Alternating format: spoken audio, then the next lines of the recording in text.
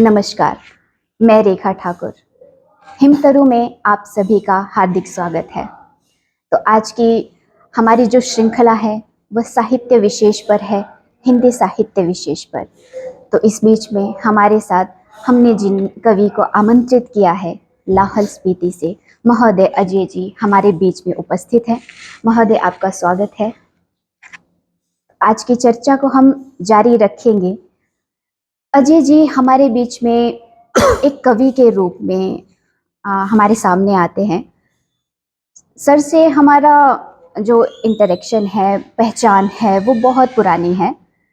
इनको पढ़ा है, इनको समझने की कोशिश की है। तो ये एक कह सकते हैं कि कवि के रूप में हमारे सामने आए हैं, पर उतना ही एक गुरु के रूप में, एक आलोचक के रूप में।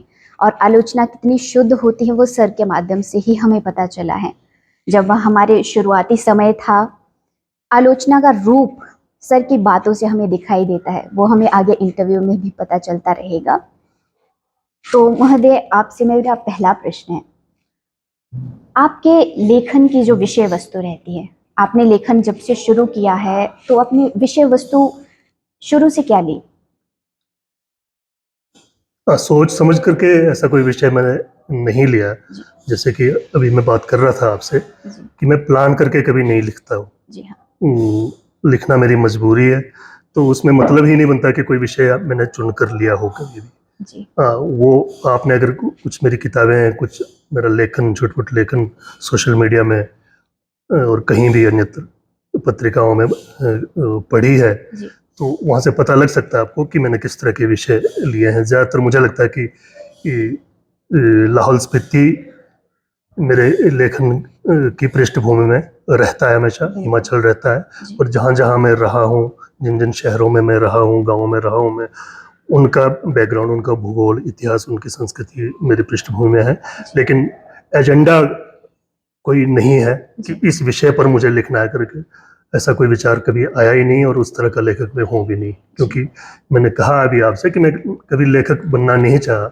लिखना मेरी मजबूरी है, और बहुत लेट 20, 21, 22 साल में मैंने लिखना शुरू किया, वो भी डायरी, पत्रों के रूप में। क्योंकि मेरे पास एक्सप्रेशन को कुछ था, मैं कहना चाहता था, और मैंने मुझे उसको कहना था। मैंने मित्रों, परिजनों को चिट्ठियाँ लिखी, और जो उनसे भी मैं शेयर नहीं कर सकता था वो मैंने डायरियों में लिखी। वो कविताएं तो बाद में बनी। वो किसी ने मुझे बताया, मेरे गुरुओं ने, मेरे मित्रों ने, कि इनमें तो ये तो बिल्कुल मॉडर्न पोएट्री जैसी चीजें हैं, और आप कविता लिखना शुरू कर सकते हो। तो उस तरह से कविता की तरफ मेरा एक रुझान बना था। तो वो इस तरह से जाहिर सी बात है कि कोई विषय मैंने कोई चुनकर नहीं, और मैंने कॉन्शियसली कोई विषय नहीं चुना। आप स्वयं बताएं मैंने किन विषयों पर लिखा है।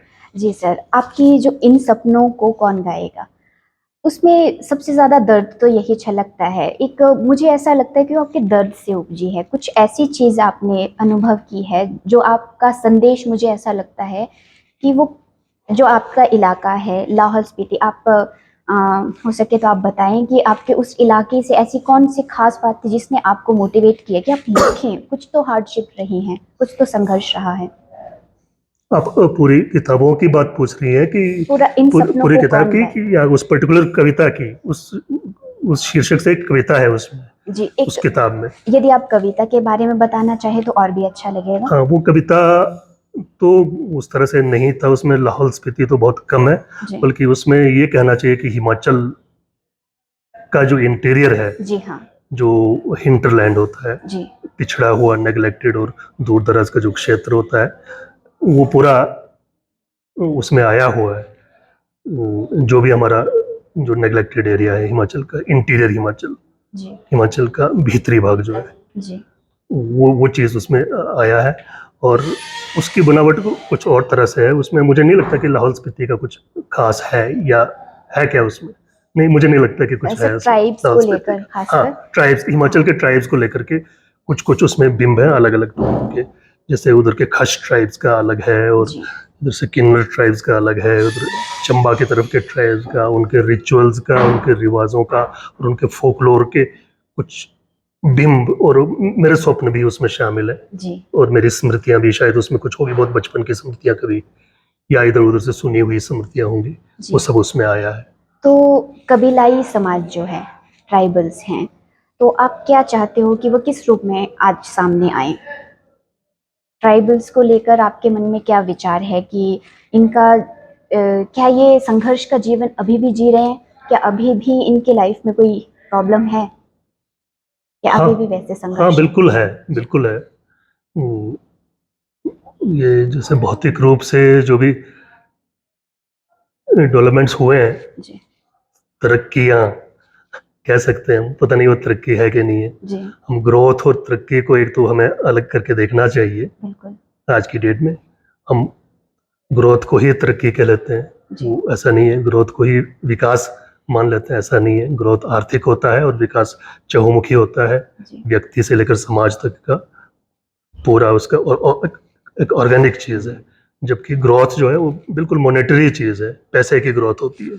जो जी इंडेक्स ऊपर गया तो वो ग्रोथ हो गया। जी आपका जो पेइंग परचेजिंग कैपेसिटी वो ज़्यादा हो गई, जी तो आपकी ग्रोथ हो गई। तो वो उस ढंग से देखना चाहिए। जी लेकिन स्ट्रगल तो रहेगा ही। जी हाँ स्ट्रगल एज अ ट्राइब, वो अस्मिताजनक एक स्ट्रगल होता है, जी जो आइडेंटिटी का एक स्ट्रगल होता है। जी क्योंकि सदियों से लेकर जो डिस्पैरिटीज थी, जो वर्ग भेद था, जो इसको जाति भेद कहना चाहिए, नस्ल भेद कहना चाहिए, या रंग भेद, या किसी भी तरह का भेद है, जी लेकिन ट्राइब्स को मुख्यधारा के समाज से अलग करके देखा गया हमेशा, जी खुद ट्राइब्स ने भी और मुख्यधारा के लोगों ने भी। जी हाँ तो वो भेद मिटाने के लिए दोनों कोशिश कर रहे हैं।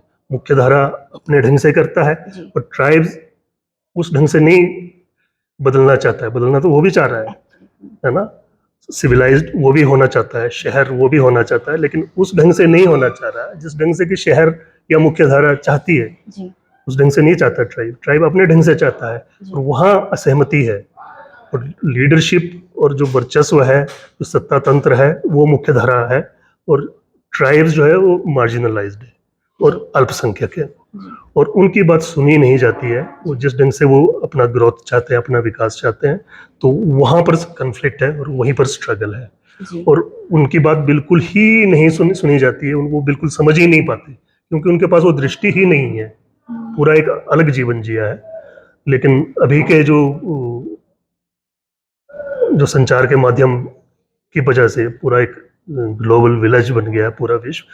तो कुछ चीज़ें भौतिक रूप से तो एक्सेस हो गया है, जी लेकिन फिर भी जो आइडेंटिटी के जो सवाल होते हैं, वो इतनी जल्दी, जो हजारों साल से संचित जो जातीय स्मृतियां होती है, वो इतनी जल्दी मिटती नहीं है। जातीय जी संस्कार होते हैं, वो इस तरह से मिटते नहीं है। तो वो कन्फ्लिक्ट हमेशा बना रहेगा, और वो संघर्ष अभी भी जारी है। और सबसे ज़्यादा मैं समझता हूँ कि ट्राइबल कम्युनिटीज़ में, इंडिजिनस लोगों में, जी उनका सबसे बड़ा दर्द है ना कह पाने का दर्द, और कह कर भी न समझे जाने का ना दर्द। समझे जाने का। जी। तो आपको लगता है कि ये संतुलन अभी नहीं बना है? हाँ, वो शायद बन भी नहीं सकता। जी जिस ढंग से चली हुई चीज़ है, वो बन भी नहीं सकता। क्योंकि देखिए ना, दो चीज़ें हैं। जो सबाल्टन है, जो हाशिए का जो समाज है, जी वो उसके अपने एक नैरेटिव्स है, मिनी नैरेटिव्स है। जी और जो मुख्यधारा है, जो शहर है, जो सिविलाइज्ड वर्ल्ड है, उनके अपने नैरेटिव्स और अपने पैरामीटर्स हैं। तो वो दोनों एक दूसरे को समझने की शायद ठीक से कोशिश कर ही नहीं पा रहे हैं, समझ ही नहीं पा रहे हैं। वो एक दृष्टि बननी चाहिए। जी दृष्टि डेवलप होगी। ये आदिवासी विमर्श शुरू हुआ है, जी और भी अस्मिता मूलक जो विमर्श शुरू हुए हैं, वो इन्हीं इस तरह की दृष्टि की जो फाके हैं, जी उनको ब्रिज करने के लिए, उनको फिलअप करने के लिए वो वो विमर्श चले हुए हैं। जी और उसी की सहायता से आगे कुछ हो सकता है, लेकिन एकदम ये नहीं हो पाएगा। इसमें जी टाइम लगेगा, एक दूसरे को समझना बहुत मुश्किल है। जी। तो अभी सर ने अस्मिता मूलक विमर्श की बात की, जिसके अंतर्गत दलित, स्त्री और आदिवासी इत्यादि आते हैं। तो सर आपने अस्मिता मूलक विमर्श की बात की, तो ऐसा समझा जाए कि आप इस विषय को लेकर लिख रहे हैं या अभी इस विषय में आप लिखना चाहते हैं? नहीं, मैं फिर से वही बात दोहराऊंगा कि जी उस विषय पर ऐसा कुछ लिखने का नहीं है मन, जी लेकिन वो एक विषय है आज की डेट में। वो एक साहित्य में, हर तरह की अभिव्यक्ति में, किसी भी कला में ये सारे विमर्श अपने आप आ गए हैं, क्योंकि जी सोशल ट्रांसफॉर्मेशन जो हो रहा है, सोशल डेवलपमेंट जो हो रहा है पूरी ह्यूमैनिटी में, जी तो इन्हीं तीन चार विमर्शों के इर्द गिर्द जी हो रहा है, और वो सब चीज़ें उसमें नेचुरली उस अभिव्यक्ति में आएंगी ही आएंगी। जी तो वो हर किसी को वो रिलेट करेगा, चाहे मुख्यधारा हो चाहे हाशिए का समाज हो, जी वो दोनों को रिलेट करेगा। दोनों अपने अपने ढंग से उसको वो डील करते हैं और कर रहे हैं, और जी वही वो विमर्श है। जी। नए विमर्शों को जानकर हमें हार्दिक प्रसन्नता है कि अब इन विषयों पर यहाँ पर खुलकर बातचीत हो रही है। तो इसके साथ ही सर, कविता लेखन में आपने शुरुआत कहाँ से की, कैसे की? ऐसी कौन सी घटना थी कि आपको कविता की तरफ ज़्यादा रुख करना पड़ा? पर्टिकुलर घटना बताऊं एक, जी हाँ, या फिर पूरे प्रोसेस में बताऊं इसको? आप जैसे अच्छा लगता है सर। घटना कहा तो एकदम मुझे वो एक बिंब याद आ रहा है। जी हाँ, पंजाब यूनिवर्सिटी का इंग्लिश ऑडिटोरियम है, जी वहाँ पर नामवर सिंह आए थे, जी, भारतीय उपन्यास पर कुछ कह रहे थे। क्या बात। तो वो उड़िया, एक फकीर मोहन सेनापति का जो पहला उपन्यास है, भारत में जो पहला उपन्यास लिखा गया, वो था क्षमाण 8 गुंठ। मुझे अब पूरा बिंब वो याद है। जी उस पर उस पर ही 1 घंटा बोले होंगे वो, लगभग 3.5 घंटा बोले वो, 3 या 3.5 घंटा बोले वो। और उस अकेले उपन्यास, पहले उपन्यास पर लगभग 1 घंटा बोले वो। तो वहाँ पर बहुत सारे लोग थे, सभी लैंग्वेजेस के लोग थे वहाँ पर, प्रोफेसर, स्टूडेंट्स, और बाहर के कॉलेजेस से भी आए हुए थे। जी तो मुझे पता नहीं था कि कौन कौन है वहाँ पर, कौन कौन हस्तियाँ हैं। जी चंडीगढ़ के एक कवि हुए हैं कुमार विकल, कुछ लोग जानते हैं, आपने नाम सुना होगा कभी। जी हाँ, अच्छे कवि हैं, हमारे इधर पूरे नॉर्थ वेस्ट पंजाब, हरियाणा, जम्मू, हिमाचल, इस पूरे एरिया के एक बड़े कवि हैं। हिंदी में एक बड़ा नाम है, हिंदी में इतना बड़ा नाम मुझे नहीं लगता कि इस एरिया से कोई मूल निवासी हुआ है। जी हाँ, तो वो कुमार विकल काफी बड़े कवि, बहुत बड़े कवि, जी वो बैठे थे उसमें, और उनका जिक्र आ गया चर्चा में। जी नामवर जी ने उनका नाम लिया कि यहाँ यहीं के एक लोकल स्थानीय कवि हैं।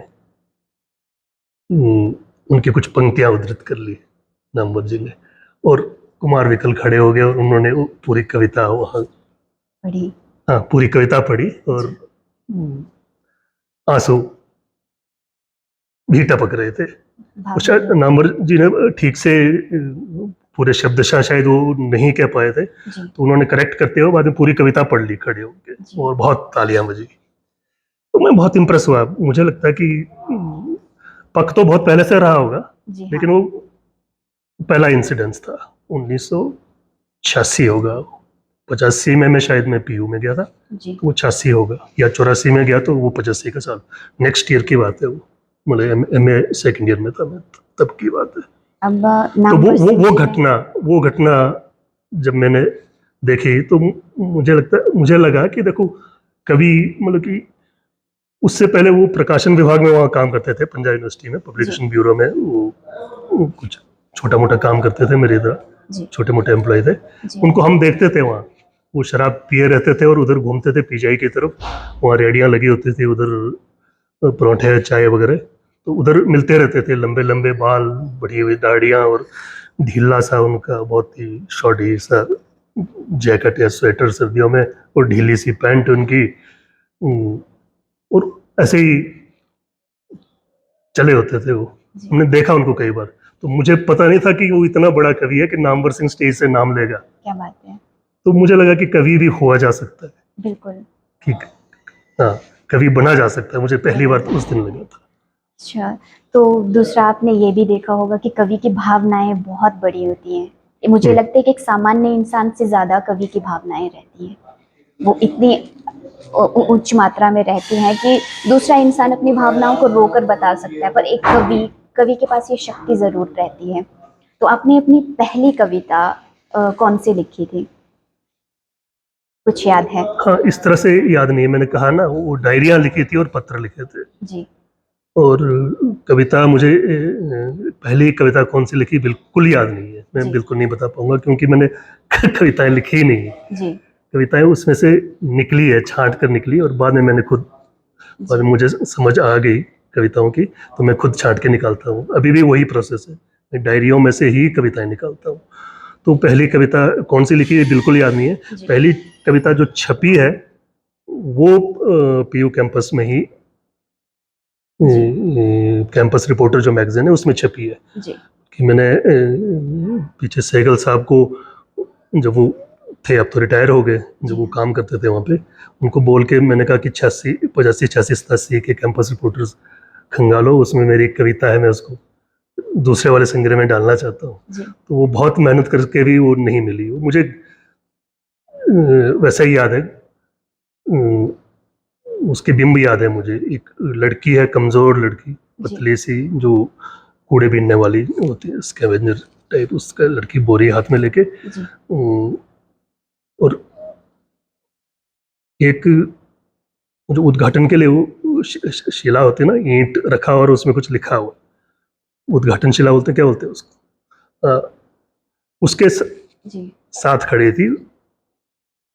और वो बिंब, उस बिंब पर मैंने कविता लिखी। उस पर कुछ धब्बे थे उस शिला में। वैसे तो चमकदार था वो, पीतल का और या संगमरमर का, शायद संगमरमर का ही था, वाइट। उसमें कुछ धब्बे लगे थे। तो मैं उस लड़की को और उसकी स्थिति को और उन धब्बों के साथ रिलेट करते हुए कुछ एक बिंब था उसमें। जी। खड़ी दीवार के मौन धब्बे क्रमशः वाचाल हुए, साथ आ लगी जीर्ण शीर्ण रमणी के अश्रु बूंदों। इस तरह से कुछ वो बिंब, वो कविता, पहली कविता मेरी छपी। सर, उत्तर भारत में खासकर जब हिमाचल की बात आती है तो ये बहुत सराहनीय रहता है कि एक अच्छी हिंदी बोली जाए, एक अच्छी हिंदी लिखी जाए। दूसरा ये भी होता है कि कविता में उसको कैसे उजागर किया जाए। ये मैंने सबसे ज़्यादा समस्या हिमाचल में देखी है। जब कोई लिखना चाहता है तो आपकी हिंदी इतनी पुष्ट कैसे हुई और हिंदी की तरफ रुझान कैसे बढ़ा? आपने कई सवाल पूछ लिए। जी हाँ। मैं पहले अपनी यादों में जाता हूँ फिर से। जी। मेरे पिताजी हिंदी के टीचर थे, जो लैंग्वेज टीचर होते हैं ना, स्कूल में जो लैंग्वेज टीचर होते हैं वो थे। तो भाषा की हिंदी मैंने उनसे सीखी, हिंदी जो भाषा है। जी। पिताजी कविताएं लिखते थे और निबंध भी लिखते थे, और कुछ कुछ उनको छोटी मोटी रुचि थी। लेकिन कविताएं तो मुझे उनकी बिल्कुल पसंद नहीं थी, लेकिन भाषा उनकी इतनी फुल प्रूफ थी, इतनी, हाँ, सीमलेस और एररलेस, ग्रामेटिकली, ग्रामर पर बहुत कंट्रोल था उनका। संस्कृत तत्सम उन्हें बहुत ज़्यादा नहीं आता था, लेकिन हिंदी जो हिंदुस्तानी हिंदी है, जो उनके टाइम की स्वतंत्रता आंदोलन के, अरबी जन आंदोलन की जो भाषा है, हिंदुस्तानी जिसको कहते हैं, बहुत अच्छी पकड़ थी। और वर्तनी में और हर कुछ, ग्रामर, सब कुछ मैं बहुत अप्रिशिएट करता हूँ उनको। मैंने हिंदी उनसे ही सीखी, उनके ही संस्कार थे। इवन प्रोनाउंसिएशन में भी वो बहुत हमसे मेहनत करवाते थे कि इसका उच्चारण इस तरह से करो। तो हिंदी मैंने वहाँ से सीखी। और दूसरी बात कही थी आपने, हिमाचल में हिंदी। तो हिमाचल में भी हिंदी की एक परंपरा तो रही है। मैं जिन लोगों से मिला हूँ और जिनकी रचनाएं मैंने पढ़ी है, रेखा वशिष्ठ, जी हाँ, मैं पंजाब यूनिवर्सिटी में था, तो वहाँ मुझे याद नहीं आ रहा है, कोई प्रोफेसर ही थी लेडी, गेस्ट लेक्चर था उनका क्लास में, तो उन्होंने उनका नाम लिया कि रेखा वशिष्ठ यहाँ की बहुत अच्छी कवियत्री हैं, जी हाँ, हिमाचल की। तो मुझे तो गूज़बम्स, अच्छा हिमाचल के कवि भी होते हैं, क्या बात है। तब तक मुझे नहीं लगता था कि, मुझे पता नहीं था कि हिमाचल के कवि भी होते हैं। हमने भी सर उन्हीं सबसे पहले पढ़ा। तो रेखा वशिष्ठ, उनका नाम लिया तो बाहर सुनाई दिया वो नाम, यहाँ तो नहीं सुना था मैंने। जी हाँ। तो चंडीगढ़ में नाम ले रहा है इसका, मुझे लगा कि ये तो बहुत बड़ी कवियत्री होंगी। फिर पता किया तो उन्होंने कहा कि ये पढ़ाती हैं, हिमाचल के किसी कॉलेज में पढ़ाती हैं, जी और अच्छी कविताएं और कहानियां भी आ रही हैं। शायद उस साल हंस में उनकी कहानी छपी थी, एक जी हाथ या किसी शीर्षक से, हंस पत्रिका, जो उस वक्त तो बहुत मशहूर होती थी। जी हाँ हाँ। 87 की बात होगी, जी हाँ 87 या 88 की बात होगी। तो मैंने इधर फ़ोन किया जी हिमाचल में अपने दोस्तों के, मैंने कहा ये रेखा वशिष्ठ कौन है, जी। किसी कॉलेज में प्रोफेसर है। तो यहाँ कुल्लू में किया मैंने, उन्होंने कहा हाँ ये कुल्लू में ही तो थी कुछ जी साल हाँ पहले, यहीं पढ़ाया उन्होंने। जी रेखा वशिष्ठ, उनके हस्बैंड बलवंत सर, ये लैंग्वेज के बहुत माहिर हैं जी दोनों। तो वो पहली बार पता लगा था, और तब मैंने उनकी कविताएं यहीं पर इस लाइब्रेरी में, कुल्लू लाइब्रेरी में या पता नहीं केलोंग वाली लाइब्रेरी में, जी उनके 2 संग्रह थे कविताओं के। उन्होंने अभी कहानियां लिखनी अभी शुरू की थी, तो वो संग्रह मैंने पढ़े, तो मैं बहुत इम्प्रेस हुआ। जी सर। बहुत अच्छी भाषा है उनकी, काव्य भाषा जो है भाषा है, हिमाचल में। गद्य की भाषा तो कोई भी लिख लेता है, लेकिन पद्य की काव्य भाषा, भाषा जो है बहुत कठिन काम है। उसमें संघर्ष को उतारना एक सबसे बड़ा संघर्ष तो हाँ, जो यही है। भावनाओं को, जो सटीक शब्द जी किसी एक पर्टिकुलर भावना के लिए, भाव के लिए। इमोशन के लिए, स्मृति के लिए या बिंब के लिए जी एग्जैक्ट्स, और फिर उसमें अतिशयोक्ति नहीं है, बिल्कुल जी ट्रिम्ड भाषा, सीमलेस भाषा, जी वो रेखा के पास है और किसी के पास नहीं है। जी और भी हैं आगे, अनूप सेठी बहुत अच्छे पोइट हैं, जी अच्छी भाषा है उनकी, वो धर्मशाला से बैकग्राउंड है जी इनका। बैकग्राउंड, रेखा मैडम का तो बैकग्राउंड हिंदी, मुझे पता नहीं उन्होंने कहाँ से सीखी होगी, जी हाँ नहीं, कुछ संस्कार तो ज़रूर होगा, इतनी अच्छी जरूर। भाषा है, जी ज़रूर किसी अच्छे टीचर से सीखा होगा उन्होंने, लेकिन वो उनका अपना बैकग्राउंड इंग्लिश का है। जी हाँ, वो जी हाँ इंग्लिश के टीचर हैं, और शायद उन्होंने कभी बताया भी नहीं उन्होंने कि उनके संस्कार, शायद उनके घर के ही संस्कार घर ऐसे से कुछ ही थे। हाँ मेनली ये संस्कार घर हाँ, से ही उन्होंने रहते एक हैं। ज़रूर ये बताया था कि हमें हिंदी सीखने और बोलने का बहुत शौक होता था, जी जब मंडी में वो पढ़ते थे, बेसिकली मंडी से रेखा मैडम, तो हिंदी एक टाइम में हिंदी सीखने का बहुत फैशन, जैसे आजकल इंग्लिश हिंदी कुछ भी बोलना हो, चाहते हैं बच्चे, तो उसी तरह सभ्यता से की हिंदी। भाषा है। हाँ, जी तो उस तरह से अनूप सेठी, फिर अभी जो लेटेस्ट है प्रदीप सैनी, जी हाँ जी। कमाल की भाषा है उसके क्या पास, बात है। कमाल की भाषा है, मतलब कोई मुकाबला नहीं है। जी मतलब जो यूपी और एमपी का जो बड़ा लेखक भी उसकी तारीफ करेगा, उसमें कोई गलती नहीं निकाल सकता, जी इतनी सटीक भाषा है प्रदीप सैनी की। और भी हैं हमारे जो समकालीन थे, निशान भाई वगैरह, तो उनकी भाषा बहुत सशक्त नहीं थी, आत्मरंजन की अच्छी जी भाषा थी, हाँ। काफ़ी अच्छी भाषा और रिफाइंड और शुद्ध भाषा है। अभी भी बढ़ता जा रहा हाँ है उसका हाँ स्तर। हाँ, लेकिन प्रदीप सैनी की बात कुछ और है। जी हाँ वो दूसरे दर्जे का क्राफ्ट्समैन है भाषा का, हिंदी भाषा का, कमाल की भाषा। और भी लोग होंगे, जैसे अनूप सेठी का तो मैंने जिक्र किया ही है, जी और भी कुछ लोग होंगे, तुलसी रमन भी, उनकी भाषा भी परिष्कृत है, जी उनके साहित्य को बहुत ज़्यादा अप्रिशिएट नहीं करता मैं, जी लेकिन भाषा उनकी बहुत अच्छी है। तो इस तरह से है हिमाचल में, ऐसा नहीं है कि कोई अकाल है। जी अब उस सब्जेक्ट के साथ वो रिलेट करना, जी और जॉनर के साथ, विधा के साथ रिलेट करना, जी वो बहुत बारीक काम है और बहुत मेहनत का, बहुत मशक्क़त का काम है। ऐसे ही जिस भाषा में आप गद्य लिख रहे हो, जिस भाषा में आप निबंध लिख रहे हो, कहानी लिख रहे हो, उसी भाषा में कविता नहीं लिख सकते। नहीं लिखी जा सकती। ये कमी है हिमाचल में, जी हाँ इस पर कोई मेहनत नहीं करता। जी वो उसी भाषा में अखबार का एक रिपोर्ट भी लिख देते हैं, उसी भाषा में कविता भी लिख देते हैं, उसी भाषा में कहानी भी लिख देंगे, ऐसी बात नहीं बनती है। हर विधा की अपनी भाषा होती है और वो एक्वायर करनी पड़ती है। हम कृतज्ञ हैं कि सर के माध्यम से हमें अन्य हिमाचल के अन्य सदे हुए लेखकों, साहित्यकारों के बारे में भी जानने को मिल रहा है। तो इसके साथ इस चर्चा को अगर हम साइड रखते हैं तो कविता का संघर्ष सर, निसंदेह कवि निराला कहते हैं कि जिसने कुछ नहीं झेला उसने क्या खेल खेला, क्योंकि कविता हमारे परिपूर्ण क्षणों की वाणी होती है। तो ये जो शब्द हैं, ये मेरे दिमाग में भी बहुत समय से, साहित्य के प्रति रुझान मेरा भी यहीं से आया। तो मैं सोचती हूँ कि निसंदेह एक पीड़ा से ही कविता बनती है। तो आपने यूं ही कविता तो लिखी नहीं होगी, तो यही जानना चाहती हूँ कि कविता लिखने के पीछे आपका कौन सी पीड़ा है जो आप उसको बयान करना चाहते हो। वही पीड़ा है, मैं बयान नहीं कर पाता हूँ, मैं जी। बोल नहीं पाता हूँ। जी।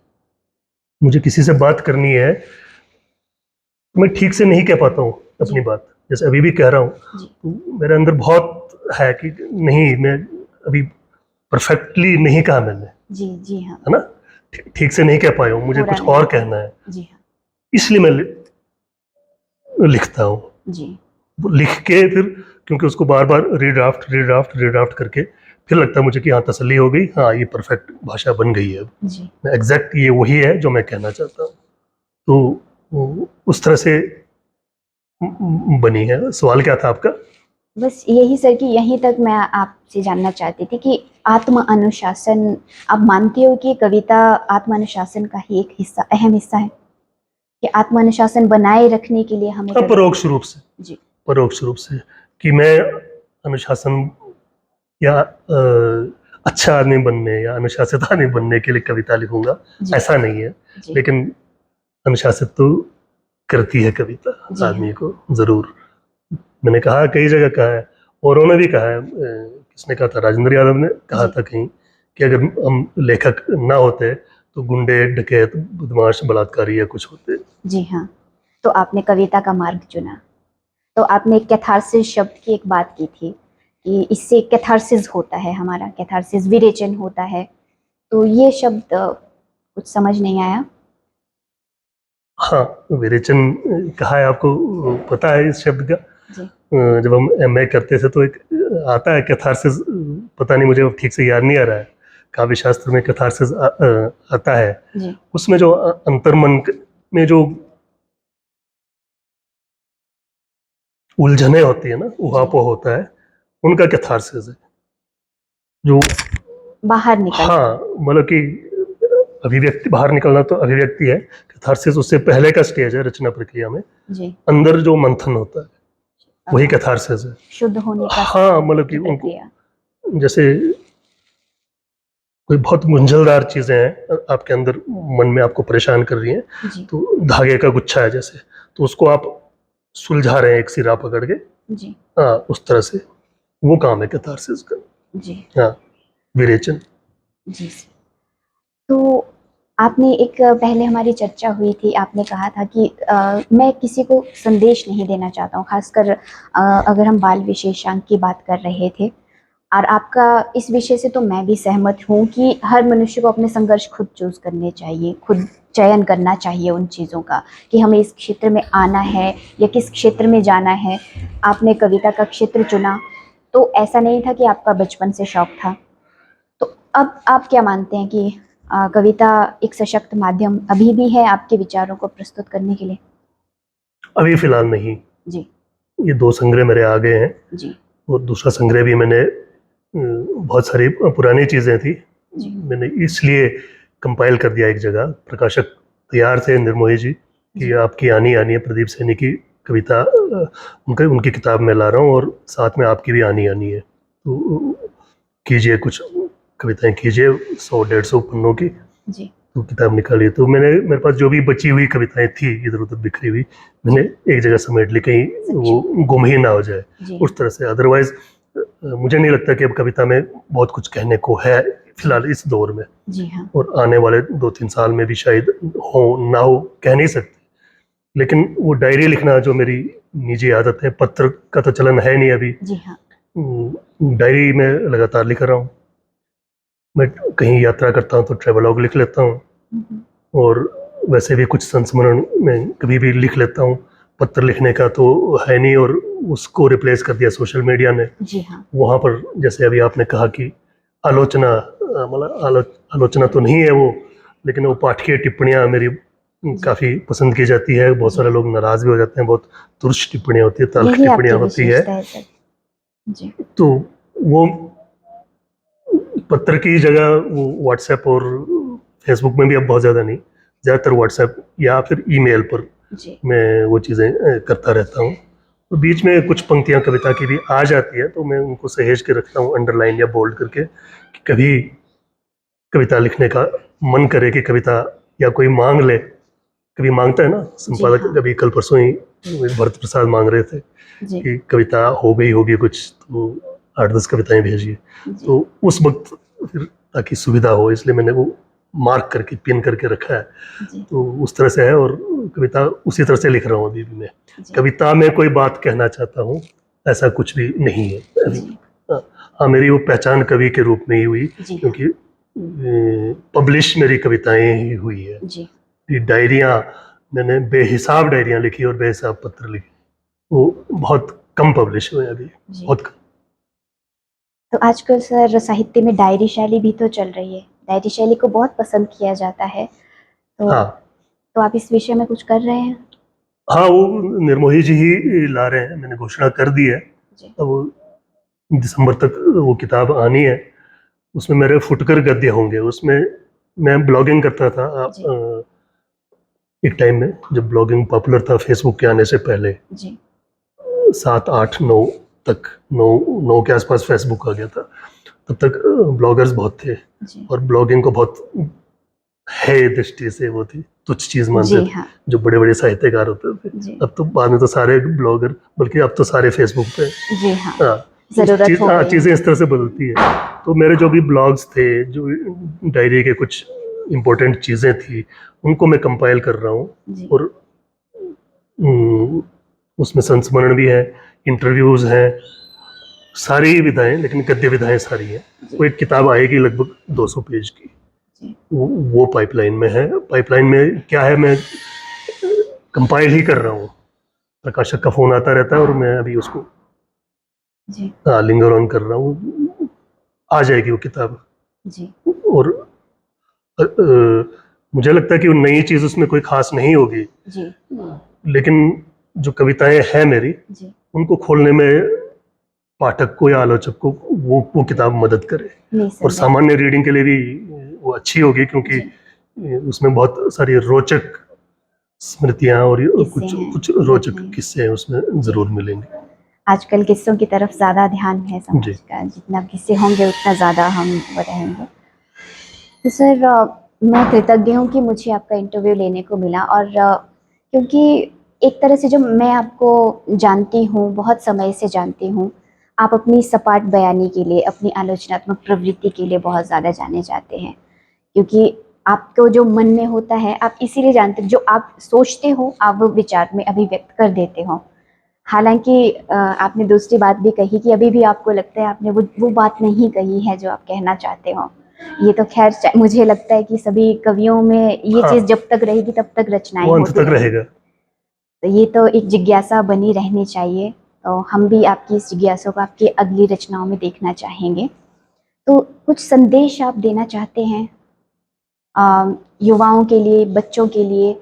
आपने पहले भी कहा था, पर मुझे निश्चय ही ये तो लगता है कि कोई संदेश अवश्य रहता है।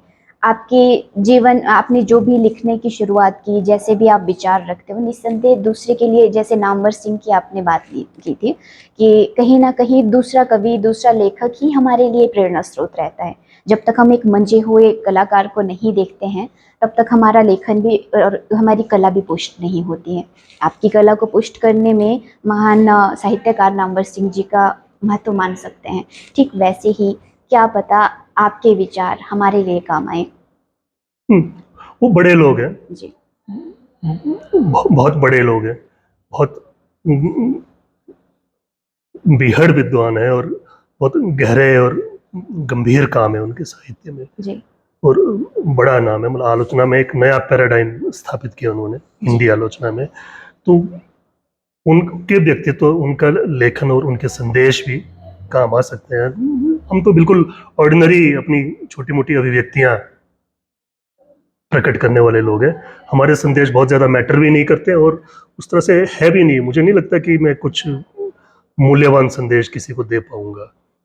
लेकिन आप अगर कह ही रहे हैं तो मैं दे सकता हूँ, इस इंटरव्यू के एंड में कुछ बातें कह सकता हूँ, कुछ टिप्स दे सकता हूँ। अब तक के जीवन में मैंने जो सीखा है लेखन में, जी क्या डूज एंड डोंट्स, जी सर। उस तरह के हल्के फुल्के टिप्स।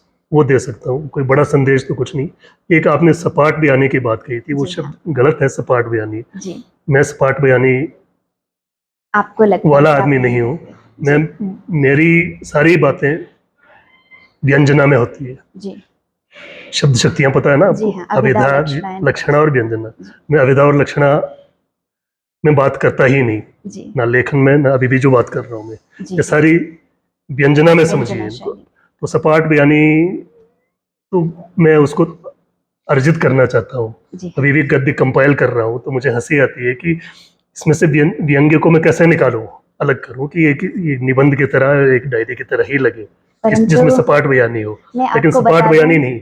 हाँ, मैं हूँ मुंह फट, स्ट्रेट फॉरवर्ड। नए लेखकों के हाँ बीच में आपको पसंद किया जाता है इस बात के लिए। आपको अवश्य ही जब ऐसी चीज़ें आप डायरेक्ट बोल देते हो, सीधा बोल हाँ देते हो, हाँ हाँ तो इस चीज़ को कहीं ना कहीं जितने लोग इसको पसंद नहीं करते उतने करते भी, ये तो बहुत अच्छी बात रहती है। मुझे कहीं ना कहीं ऐसा लगता है। हाँ, इसके इससे रिस्क। अच्छे तो वो लोग मतलब नहीं होते, मतलब जो नहीं बोल पाते, उससे अच्छा तो वो लोग हैं जो बोल देते हैं। मुझे ऐसा लगता है। अब वो मुझे लगता है कि वो नेचर होता है हर जी, आदमी का। जी, अ, कुछ लोग बुरा नहीं बनना चाहते। जी, मैं बॉदर नहीं करता कि निसंदेह आपको कोई पसंद कोई किया जाता बुरा है बुरा इसलिए। बुरा माने या ना माने। जी, जो मुझे लग रहा है कि गलत है, उसको गलत कहना में मुझे बड़ा मज़ा आता है। जी हाँ, बचपन में एक याद आया, जी, हमारे इंग्लिश के टीचर होते थे अमर सिंह जी, जी, लाहौल के ही।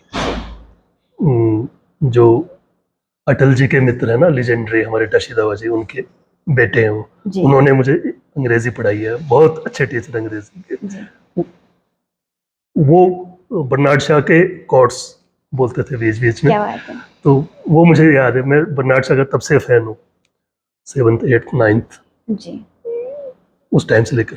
मैंने पूरी किताब नहीं पढ़ी, पर उनके कोट्स मुझे बहुत अच्छे लगते थे। जी, उसमें वही वही जो सीधी बात जो होती है, जो मुंह पर कहने की बात, उस तरह से बर्नाड शाह मुझे बहुत अच्छे लगते हैं। जी, तो वो याद आ गया अचानक मुझे। क्या बात और है। ये बात कहीं भी याद नहीं, आपके इंटरव्यू में ये जी, धन्यवाद कि आपने ये याद दिला दिया, जी, बर्नाड शाह और अमर सिंह जी दोनों को। जी, साहित्यकारों के लिए बर्नाड शाह तो फिर एक बहुत अहम हिस्सा रहते हैं। तो सर, अंतिम प्रश्न आपसे ये है कि जैसे आजकल सोशल मीडिया ने बहुत हिस्सा कविता का खा लिया है, नो डाउट। तो कुछ ऐसी कविताएं अब हर मनुष्य, हर व्यक्ति कवि हो गया है। आपके इस बारे में क्या विचार है कि एक सशक्त कविता कहीं छुप तो नहीं रही है इसके पीछे, जब सभी कवि बन गए हैं? नहीं, ऐसा नहीं है। शायद मुक्तिबोध की ही पंक्तियां हैं, जी, हर हृदय में महाकाव्य पीड़ा जी हाँ, है ना? जी हाँ, इस तरह का कुछ मुझे ठीक से याद नहीं आ जी, रहा है। वाकई ऐसी हाँ, लाइन है। तो हर व्यक्ति कवि होता है।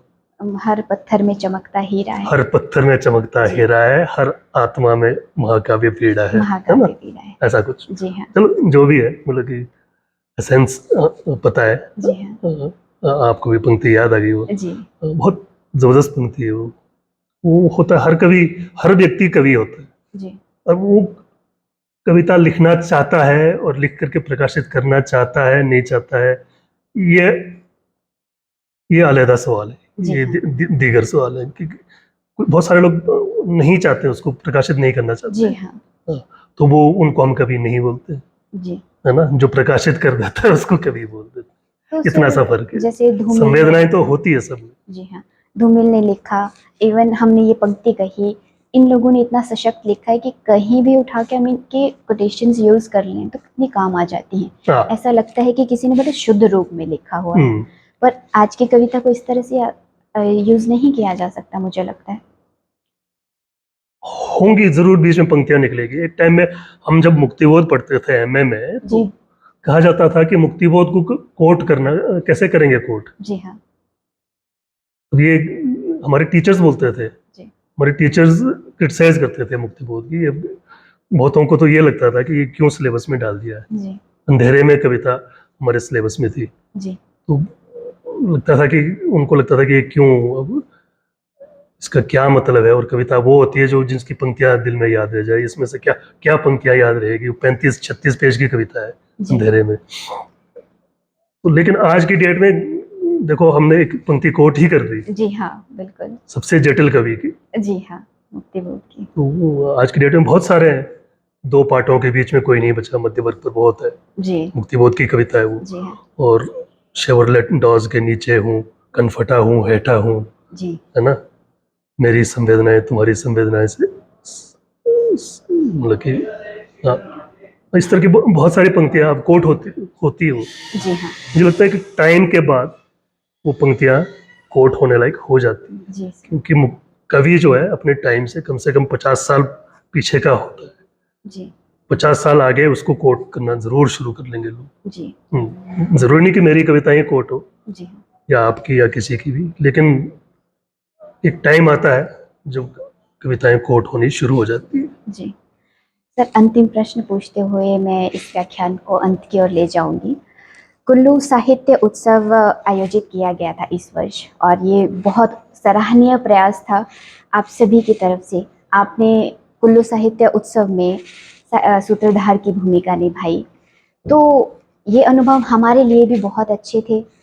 आपके क्या अनुभव रहे, और इसके माध्यम से आप जो संदेश पहुंचाना चाहते हैं उसके बारे में हम जानना चाहते हैं। अनुभवों पर मैं लिखूंगा कभी कुछ। जी हाँ, बहुत खट्टे मीठे अनुभव है, जी, होता ही है, वो हर आयोजन में होता है। निसंदेह। मुझे अनुभव है जी, और भी आयोजनों का, तो नेचुरली होता है। और दूसरी बात, सूत्रधार की बात कही, सूत्रधार मैं नहीं था, जी। सूत्रधार किशन श्रीमान थे। नहीं सर, आपने बहुत सहयोग दिया, हाँ, इस सहयोग सहयोग को नहीं, भुलाया नहीं जा सकता। मेहनत की हमने, बहुत मेहनत की। जी, हमने उनसे कांटेक्ट करने में, लेखकों से कांटेक्ट करना, उनको मनाना। और आपको पता है, क्योंकि जो स्टार लेखक होते हैं जी, उनके साथ डील करना बहुत मुश्किल होता है, जी, बहुत ही मुश्किल होता है। और कई धर्म संकट आते हैं इसमें। अपने खास जो क्लोज जो हमारे फ्रेंड्स होते हैं, जी, उनको डील करना भी मुश्किल हो जाता है। जी, उनको लगता है कि देखो जी, ये स्टारों को तो ये स्पेशल प्रोविजंस दे रहे हैं, जी। और हम इनके बिल्कुल क्लोज दोस्त हैं, और हमें तो ऐसे हमें ही पूछा नहीं हाँ, गया, कुछ ऐसा। क्या बोलते हैं अंग्रेजी में, टेकन फॉर ग्रांटेड। जी हाँ, जी हाँ, एक छोटे सस्ते से होटल में ठहरा दिया, गेस्ट हाउस में ठहरा दिया, और कोई वाकई। पूछताछ नहीं है। तो इस तरह की बहुत सारी चीजें आती हैं, बहुत सारे धर्म संकट होते हैं इसमें। जी, वो देखा ही हम सब ने, आप सब लोग इसका हिस्सा थे इस आयोजन का, जी, तो हम सब ने देखा कि कितनी दिक्कतें आई। और इन्हीं दिक्कतों में से निकल करके कोई भी आयोजन आगे निकलता है। टीम स्ट्रांग होनी चाहिए, और बहुत अच्छी बात यह रही कि एंड तक बहुत सारी असहमतियों और जो भी ऊंच नीच हुआ बीच जी में, हाँ, टीम एंड तक बनी रही। जी हाँ, वो बिगड़ी नहीं। जी, और आयोजन इसे सफल ही कहना चाहिए।